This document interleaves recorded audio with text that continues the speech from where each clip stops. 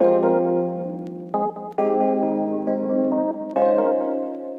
Friends, कैसे हैं आप? आश्चर्य हो रहा है ना आपको देख के, कहाँ पे आ गए। मैंने कहा चलो आज आपको बाहर घुमाते हैं। रोज़ घर ही घर में अच्छा नहीं लगता, थोड़ा सा ना, थोड़ा आपको भी फ्रेश फ्रेश फील हो।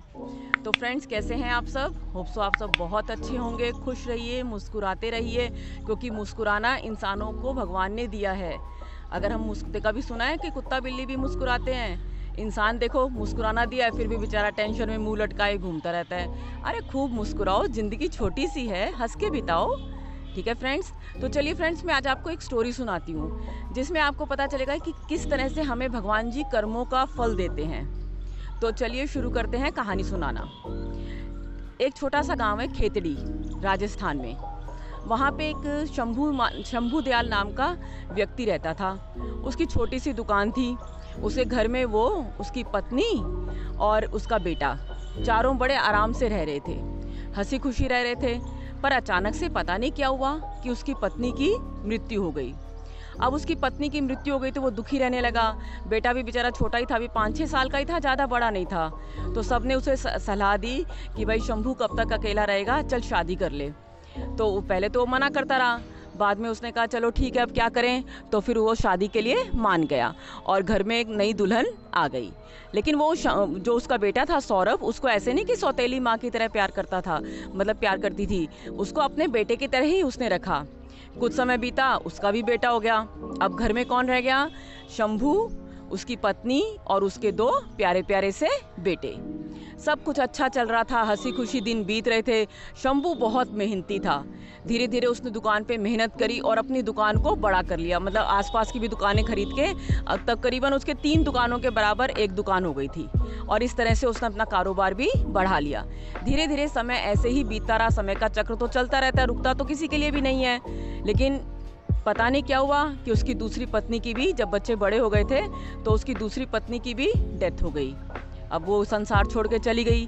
किस कारण से गई, क्या गई, किसी को नहीं पता चला। अब शंभू फिर से अकेला। अब सबने समझाया, भाई देखो तुम तीनों कच्चा पक्का खा रहे हो और ऐसे कैसे कब तक चलेगा, ऐसे तो तुम बीमार हो जाओगे। तो ऐसा करो, अपने बड़े बेटे सौरभ की शादी कर दो।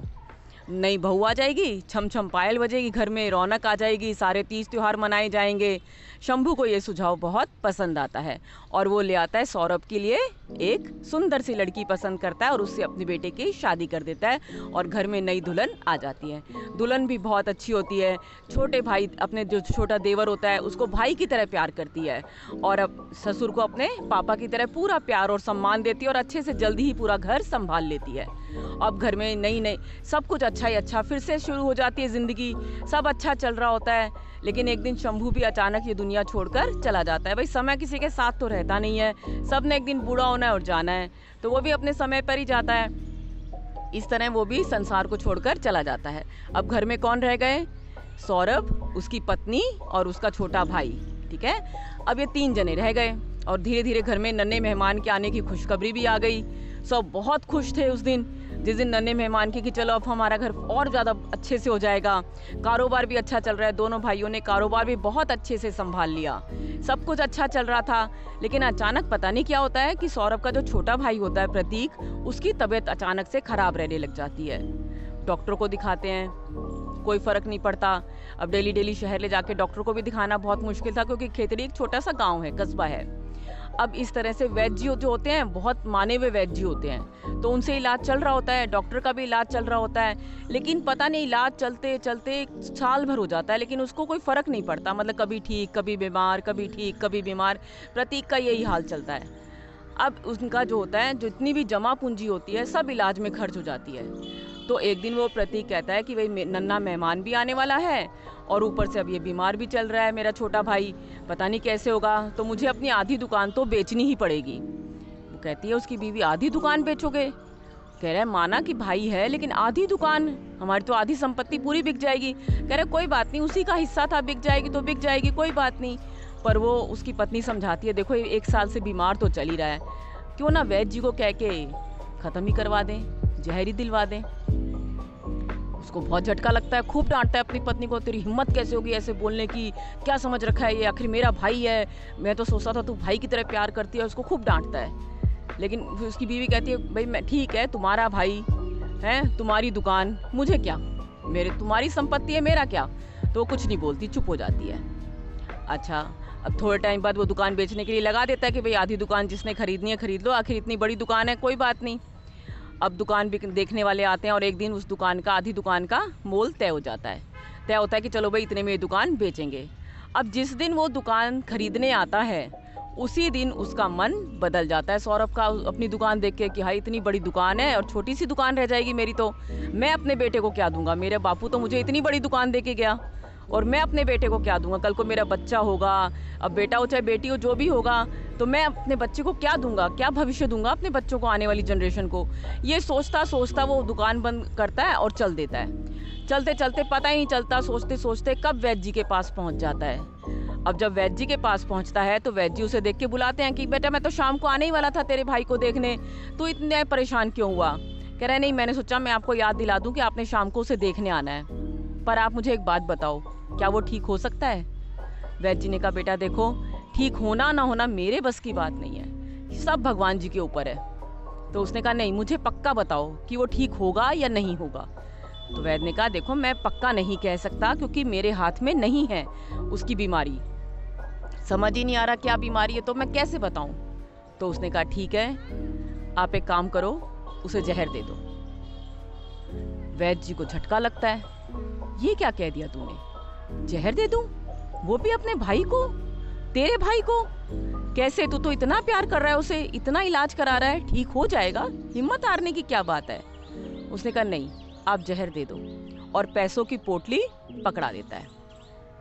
हैरान, कह रहे मैं ऐसा काम नहीं करूंगा, मैं वैद्य हूं, मैं जान बचाना जानता हूं, मारना नहीं जानता।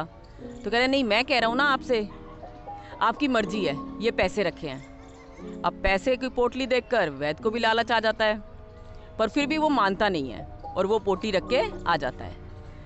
घर आता है, बड़ी बेचैनी से इधर उधर घूम रहा है। उसका भाई पूछता है क्या हुआ, कहता है कुछ नहीं, आज वैद्य जी आएंगे, तेरे को दवाई देंगे तो बिल्कुल ठीक हो जाएगा, चिंता मत कर। उसे खूब प्यार करता है और अपने कमरे में चला जाता है। शाम होती है, वैद्य जी आते हैं। जब वैद्य जी आते हैं तो उसे जहर दे देते हैं। किसी को शक भी नहीं होता, पड़ोसियों को कहते हैं भाई ठीक है तो बीमार ही था, अब बीमार बंदा है कभी भी जा सकता है, सबको शक तो था ही उस पर। तो कहते हैं चल कोई बात नहीं। इस तरह से उसका सब क्रियाक्रम सब हो जाता है और किसी को पता भी नहीं चलता और सब शांति से जिंदगी चलती रहती है। धीरे धीरे जिंदगी गुजरती रहती है, जिंदगी अपनी रफ्तार लेती है। उसके बेटा हो जाता है, सौरभ के बेटा बड़ा हो जाता है, सब हंसी खुशी फिर से जीने लग जाते हैं। जिंदगी मतलब ढर्रे पे आ जाती है, सब भूल भाल जाते हैं, पुरानी बातें सब भूल जाते हैं कि क्या हुआ था, ढर्रे पे वापस आ जाती है। वही रफ्तार जिंदगी, समय का चक्र है, चलता ही रहता है, देखो कभी रुकता नहीं है। धीरे धीरे उसका बेटा भी जवान हो जाता है, पढ़ लिख जाता है, वो बहुत खुश होता है कि अब तो मेरा बेटा दुकान संभालेगा, मेरी बहू आएगी। सब खुश होते हैं, पत्नी से बात करता है कि देखो कितनी अच्छी ज़िंदगी है हमारी, हैं सब कुछ अच्छा ही अच्छा चल रहा है। वो कहती है चलो अब हम अपने बेटे की शादी करते हैं, भाई मैं भी काम से रिटायर हूँ, मैं भी रसोई संभालते संभालते बहुत दिन हो गए। तो वो अच्छी सी लड़की ढूंढते हैं और उस अपने बेटे की शादी बहुत धूमधाम से करते हैं। बहू भी इतनी प्यारी और इतनी सुंदर आती है, मैं आपको क्या बताऊँ, ऐसे छम छम छम छम। और गाँव में तो क्या होता है, वो लहंगा सा पहना होता है, चूड़ीदार मतलब राजस्थानी साड़ी, ऊपर सिर पे पल्ला और ऐसे गहनों से लदी हुई, क्योंकि अमीर तो थे ही वो लोग और दुकान भी अच्छी खासी चल रही थी। अब और बड़ी हो जाती है, कामकाज तो बढ़ता ही रहता है समय के साथ। तो इस तरह से सब खुश। लेकिन ऐसा बेटा फिर बेटे को दुकान पे बुला लेता है, बेटा दुकान भी संभालने लग जाता है। वो सोचता है कि चला हाँ अब तो मैं रिटायर हो जाऊंगा, अब तो मैं आराम से भगवान जी का भजन करूंगा और कुछ समय आराम करूंगा, मैंने भी बहुत साल व्यापार संभाल लिया। ये सोच ही रहा होता है कि एक दिन उसके पास फोन आता है कि तुम्हारे बेटे की तबीयत खराब हो गई है।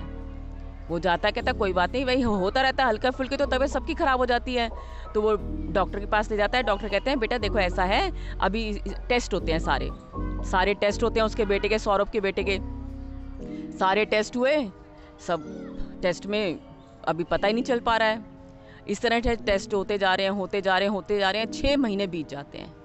आखिर में डॉक्टर कहता है कि इसे कैंसर है, ये नहीं बच पाएगा। इतना झटका लगता है उसे, इतना झटका लगता है, ओए होए क्या बताऊं।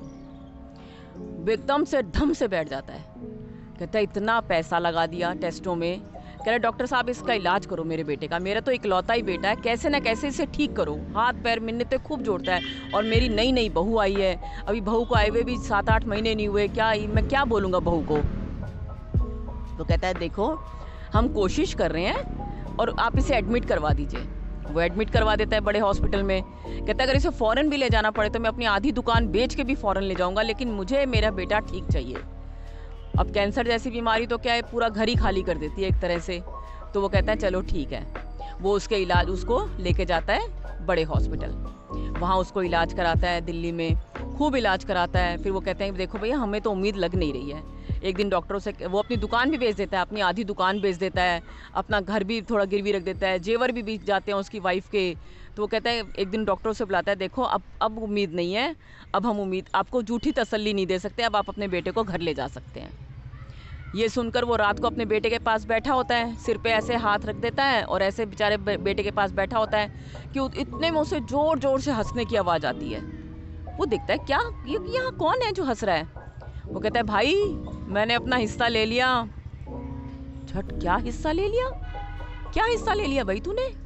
बोले भाई मैंने अपनी दुकान का हिस्सा ले लिया। वो कहता है ये शायद दवाइयाँ ज़्यादा खा रहा है तो इसीलिए। वो कहता है बेटा मैं तेरा बाप हूँ, तेरा भाई नहीं हूँ। दवाइयों का असर लगता है उसे दिमाग पे हो गया। कह रहे नहीं ये दवाइयों का असर नहीं है, तू याद कर कैसे तूने मुझे जहर दे के मारा था कि तेरी आधी दुकान ना बिक जाए इस चक्कर में। तो मैं तो अपना वही कर्जा लेने आया था, अब तो मैं जा रहा हूँ, मैंने अपना कर्जा ले लिया, तेरी आधी दुकान बिक गई, अब मेरे को मेरा हिस्सा मिल गया, बस मैं तो जा रहा हूँ। वो कहता है रुक ये बता कि चल मेरे पर तो तेरा कर्जा था है, उस नई बहू का क्या कसूर है? वो तो बेचारी अभी अभी आई है, उसे तो भी जिंदगी की खुशियाँ देखनी है, उसने क्या कसूर किया है जो उसको छोड़ के जा रहा है? कहता है मुझे मारने में तेरा तू अकेला थोड़ी था, याद कर उस वैद्य को, उस वैद्य ने भी तो मुझे जहर दिया था ना, उसने भी तो अपने प्रोफेशन से धोखा किया, आखिर वही तो बहू बन के आया इस जन्म में। और अब मैं जा रहा हूँ और उसे विधवा की जिंदगी जीनी पड़ेगी और वो पूरी जिंदगी अपने कर्मों का फल भोगेगा। बस ये सुनते ही तो वो एकदम और ये कह के वो चला जाता है। तो फ्रेंड्स इसका मतलब ये निकला कि हमें अपने कर्मों का फल तो भोगना ही है। अब अच्छे हैं बुरे हैं जैसे भी, कई बार हम सोचते हैं ये हमारे साथ ऐसा क्यों हुआ वैसा क्यों हुआ, ऐसा नहीं होता है। कर्मों का हमने हो सकता है पिछले जन्म में कुछ कर्म ऐसे किए हों, तो कर्मों का फल तो भोगना ही पड़ता है। तो कोशिश करें कि अपने अच्छे कर्म रखें, हंसते रहें, मुस्कुराते रहें। और इसी के साथ धन्यवाद। कहानी अच्छी लगी हो तो मुझे सब्सक्राइब जरूर करें। Thank you.